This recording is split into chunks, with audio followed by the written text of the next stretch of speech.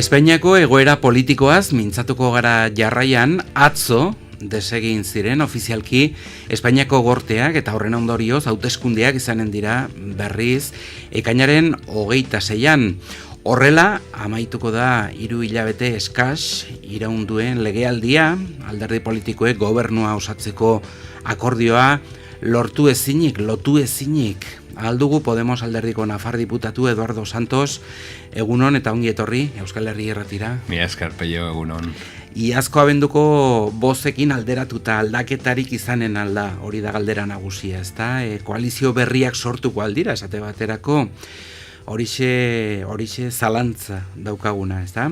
Eduardo, aldaketaren aldeko alderdiek bat eginen alduzu Espainiako hauteskundetara begiraz. Zer uste duzu, zein da zure apustua? Iberik ez. Ez da nire eskuetan dakizunez, nik ez dut kargo organikorik partidoan, eta hola, orduan nire iritzi izan daiteke iritzi pertsonal bat, ez?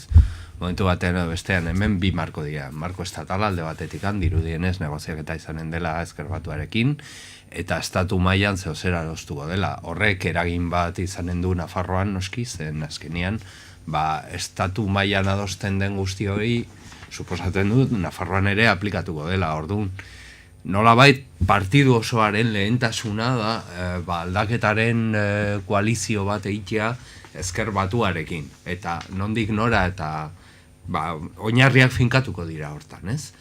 Nik uste dut hemen abia puntua hori dela, ez? Zen azken finean, hori, partio estatala da, eta den hori, eta, estrategia orokorra dauka, ez? Eta orain estrategia da Ezkerreko indar guztiak metatzia, eta hor programa sendo bat eitia, eta borrokatzea lehenengo indarra izateko. Vale. Horrek, kartzen du, beste problema bat Nafarroan, zeren Ezker Batuak esan du hemen, ez duela nahi koalizio oso bat eitia beste bi partioekin, Geroa Bai eta Bilduekin, ez? Eta hala ere, Bildu eta Geroa Bai dira guri begira, ez? Esateko baietzala ezetz. Eta guk ez dugu baldintzarik baietzala ezetz esateko, zeren estataletik ez dute zer esan, eta momentuz gure liteke bazkide batek esan du Geroa Baiekin eta Bilduekin ez. Eta arratsalde honetan bilduko da Nafarroako hiritar kontseilua horretaz hausen hartzeko eta esateko baietzala ezetz. Eta gero, kontutan hartu behar dugula, da azken finean pentsatzen ari gara Nafarroa bezala bloke bat izan daitekela, baina ez dugu pentsatu ze programarekin, nola, eta ez dirudi postuen banaketa importantena izan beharko dela, ez? Momentu honetan. Horan nik ez dut ikusten heldua, ez? Dena hori. Hala ere, postuak aipatu dituzula, atzo zure alderdiko idazkariak esan zuen indarrezko posizioa baliatu nahiko lukeela zuen alderdiak, 2 diputatu eta 80.000 boto dituzuelako, lortu zen dituztelako abenduan. Gehiago ere esan zuen Laura Perezek zerrendako lehen biak aldugu Podemos alderdikoak badira, ziurrenik onartuko dutela Espainiako gorteetarako bozetan aldaketa bultzatzea, ez da? Beraz... Ez da, nik uste dut ez dela garaia hortaz hitz egiteko, azkenean postuta hitz egitea, lehenengo biak, eta ze programarekin, zertarako, nola esplikatu hiritarrei, hemen Nafarroan denok batera joanen garela, zer defendatzeko. Zen azkenean, lehenengo hauteskundetan logika bat zeukan, nola bait kongresuan bakoitza orkestia eta hola, indar diferenteak garelako, eta senatuan lurralde kamara denez, nola bait Nafarroa bezala joatea. Nik ez dut ikusten hori asko aldatu denik, ez, azken finean. Eta hola, beste partidoek ikusten baldin badute ezoiko ez dakit egoera batean gaudela eta aldatu behar dutela, esplikatu behar dute zergatik. Nik zergatik hori ez dut entzun. Momentuz, esan dute baietz, Nafarroa joan behar dela, aldaketaren indarra guztiak elkarrekin eta hola, baina zergati hori niri oraindik ez diat esplikatu oso ongi zergatikan, ez? Esan dutena da, eskuzabal jokatzeko prest daudela, bai Geroa Baik eta bai EH Bilduk hori nabarmendu dute, eta batez ere aldaketaren alderdiek Nafarroan ez ezik Madrilera begira ere gehiengoa izan dezaten, ezta? Eta 5 diputatu horietatik 3 lortzeko xede nagusi horrekin, ezta? Eta Espainia mailan aldaketa lortzeko ere helburu nagusietan bat egiten duzuelako haien esanetan. Bai, baina ni hausnarketa horrek galderak ekartzen dizkit, zen azken finean, ze programa egin? Zertarako nola osatuko dugu talde parlamentario bat, Nafarroatik 3 parlamentariekin, ze motako konfluentzia izan daiteke, nola barneratuko gara Podemosekoak garenak talde parlamentario batean eta beste bat baliteke bestean. Gainera hori kalkulo elektorala da, gero 3 ateratzea edo airean dago, ez? Ez dakigu, politikan 2 esplikatu behar da, aldaketan izan genuen eskarmentu handia. Dena den, beste konfluentzia batzuekin bat egitea, ez da hain zaila izan, ez da? Valentziako Kompromis edo Galiziako Mareak edo Kataluniako Enkomurekin, ez da? Bai, baliteke ezkerreko indarrak direla, hemen 2 gauza guruzatzen dira, ez? Alde batetikan gauza identitarioa ala ez, eta bertze gauza da eskuin ezkerreko indarrak, ez? Ze programa politikoa daukagu Amankomunean Podemos eta EAJ. Nola baitez? Hori, nik ez dut esaten ez, baina horretaz ez da baidatu beharko, ez? Eta oso denbora gutxi daukagu. Bueno, geroa politika aurrerako hainbat ere babesten ditu baterako, eta gero beste alde batetik, H Bildu, argi eta garbi ezkerreko alderdi bat. Bai, horregatikan ez dut ez esaten, baina gauza horiek mahai gainean jarri beharko, ez? Eta zemotako programa eskainiko diogu herritarrei. Mi gaiztoek esaten... Gurea, akordio programatikoa, baina horrek ez du balio Espainiako. Mi gaiztoek diote, EH Bildurekin bat egiteak hautagaitza bakar batean Nafarroan, horrek motxila pisua izan daitekela hori Espainiara begira. Kalte gehiago eta eraso gehiago eginen dizkizuetela horregatik. Motxila bada, prez gaude eramateko eta jartzen badizkiguzu bisaku gainean, baita ere hori aldaketarekin zera frogatu egin genuen eta ez dugu inolako problemaik izan. Gure diskurtsoa argi dago, ez? Onartzen dugu, onartu behar dela, eta guk ere estatu mailean pedagogia egin dugu, bildukoen asuntoarekin, eta hola, eta uste dugu indar demokratikoa dela, ointxe bertan onartuta dagoela, eta ez dugu baztertu behar, ez? Bazterketaren ideologia hori guri ezaiku bat ere gustatzen. Orduan, adostu behar baldin bada, adostuko dugu. Ez dago inolako problemarik, estatu mailan baita ere, ez dago problemarik, eta nik uste dut, duela pare bat aste, Pablo Iglesias ona etorri zenian eta hola, Otegiren aipamenarekin eta argi eta garbi adierazten zuen, ez? Zenbotako jarrera daukagun eta ez dakit, ausardia daukagun hortan, ez?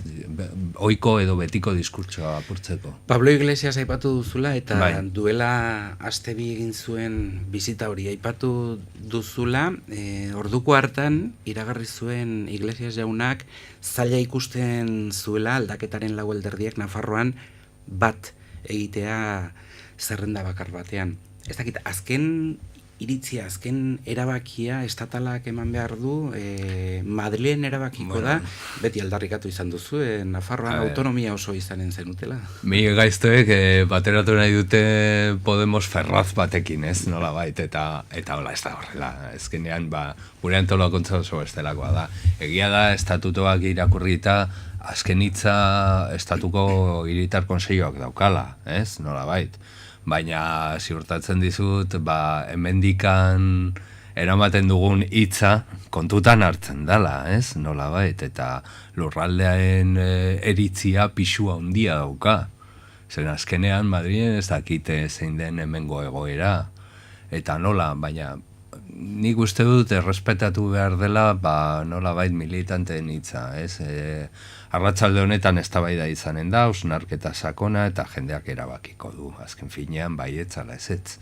Eta hori da. Eta ziur nago hemendikan ekartzen dena respetatuko dela. Ez dut inolako aukerarik ikusten nolabait, estatu mailatik esatea, zuek esaten duzuena ez. Zergatikan bildu dela eta dena hori pasata dago. Ez dago problemarik. Beraz, Angitak esaten zuen bezalaxe, zuk nabarmentzen duzuna da programa. Eta hori ikusita, bat egitea. Bai, programa eta nola esplikatu hiritarrei, eta zer esan nahi du horrek azken finean, zeren azkenean, nik ikusten dut Nafarroan aldaketa fikatu egin dela, lauan kaitxu eta aurrera dua, ez? Pablo Iglesias etorri zenian, argi eta garbi, usuerekin bilduta gero argi eta garbi esan zuen Podemos, akordio horretan barruan dago, sostengatzen du Nafarroako gobernua eta leialak izango gara. Dena hori, itzuli behar da nolabait, akordio programatiko zabalean, estatalera joateko konfluentzia batera eta hola, automatikoki, nik ez dut ikusten gauza bat da, Nafarroan eramaten dugun nolabait lerroa eta gero estatu mailan hori, eta baita ere, zergatikan esaten digu hiritarrei aukera ezberdinen artean ez aukeratzea, eski desberdina gara, lau partido guztioik, desberdina gara. Zein da arrazoia nolabait hiritarrei esatea, lautik bat, matizeri gabe edo desberdintasunari gabe. Lauak bat.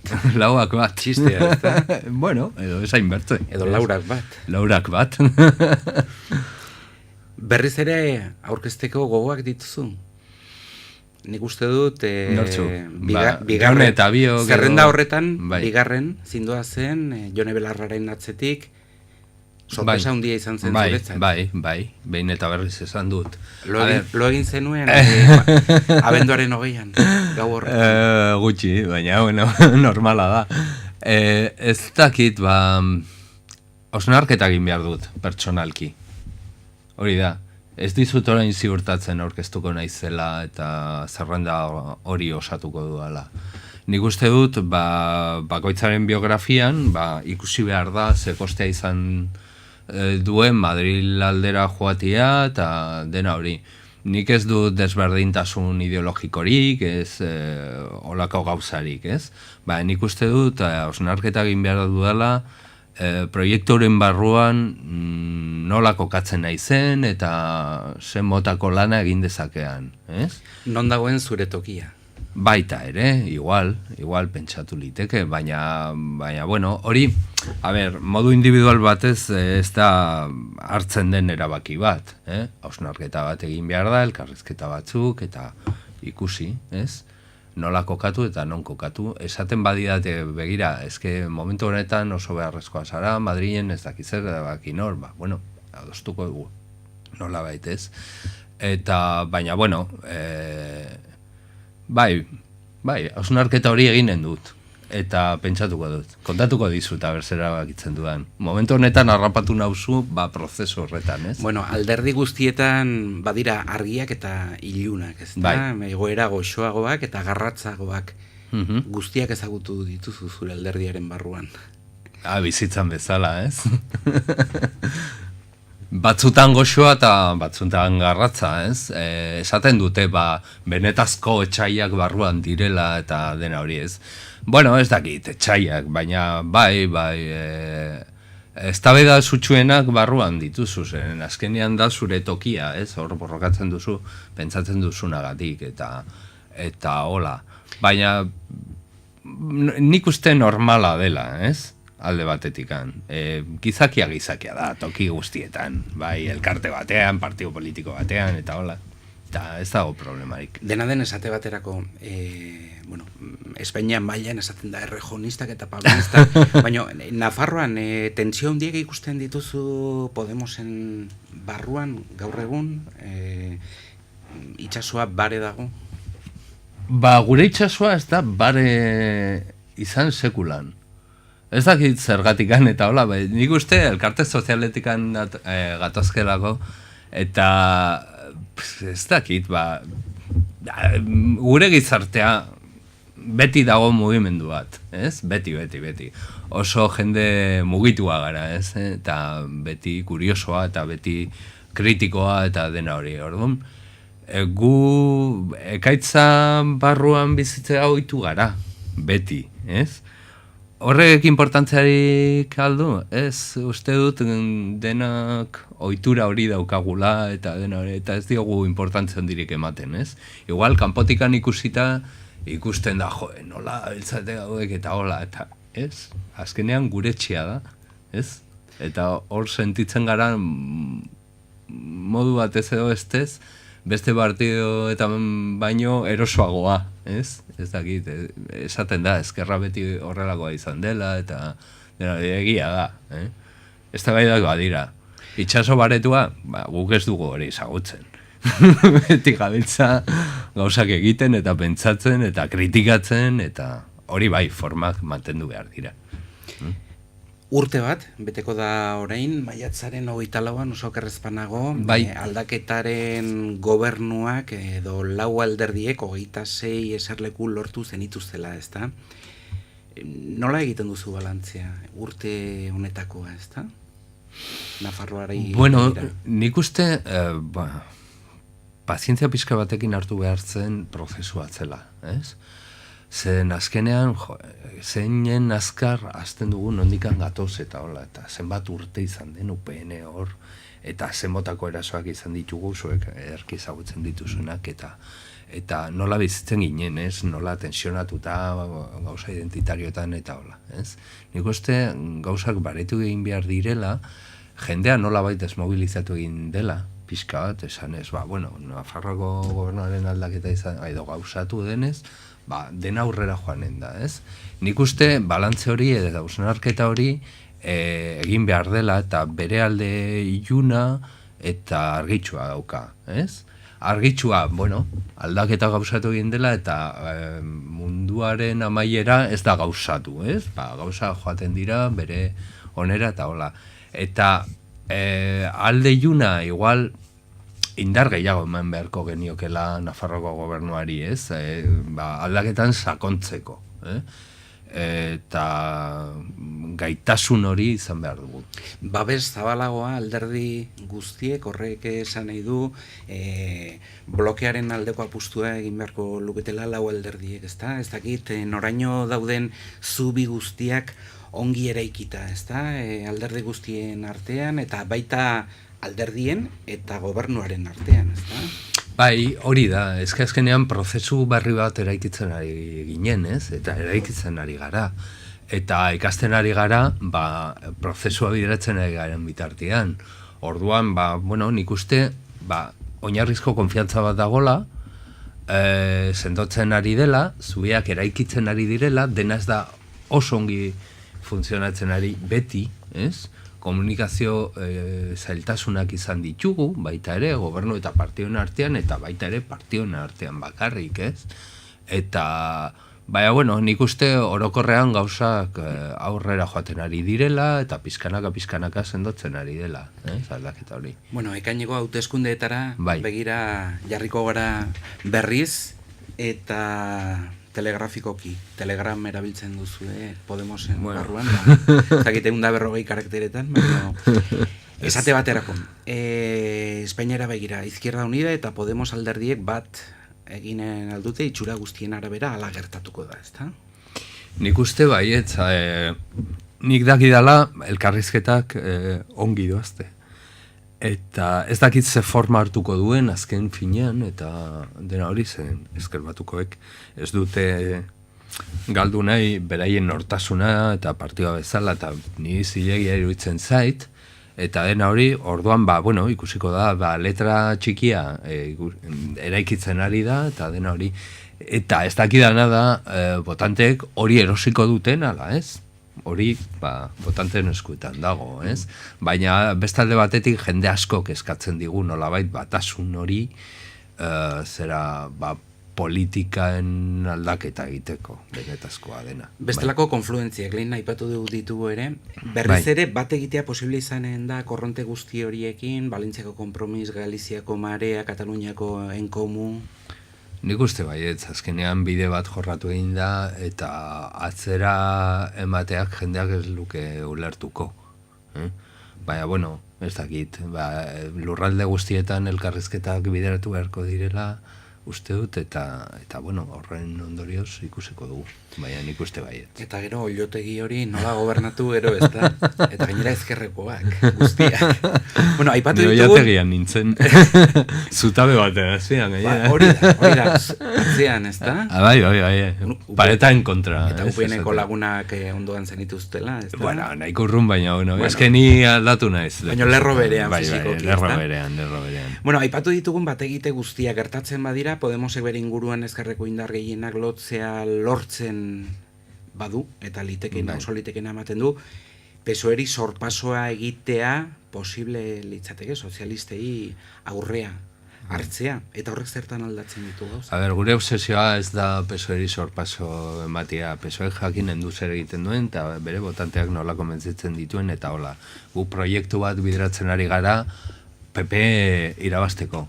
Bakigu oso zaila dela, eta ez gara baterin josuak, eta dena hori, baina gehiengo sozial bat eraikitzea da, gure proiektua. Eta ze aldatuko zen, lidergo bat izaten baldin badugu, eskerreko gobernu bat bideratzeko, gobe, zen PSOEk egindakoa denok ikus egin du. Presidente ikusten duzu orduan Pablo Iglesias? Ikusi beharko nuke, ez? Beraren alde borrokatzen ari naiz.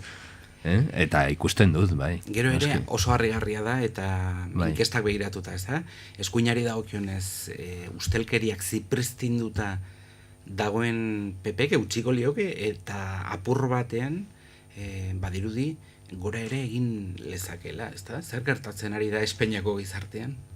Espainiakoan, Nafarroakoan? Nire nahi soziologoa, baina azkenean nire dutzen zait harrigarria. Azken finean lapurtzen baldin badizute eta lapurrari botua eman, hori da. Nik ez dut ulertzen, baina argita garbi dago soziologikoki PPren botantea horrelakoa da, bostasola ustelkeria eta lapurretak eta den hori, berdintzaile. Bueno, inkestak aipatu ditugula, aldaketa zenbait bai, nabarturak, batak besteari apur batean aurrea hartu, zenbaitek atzera egin, baina gutxi gora bera,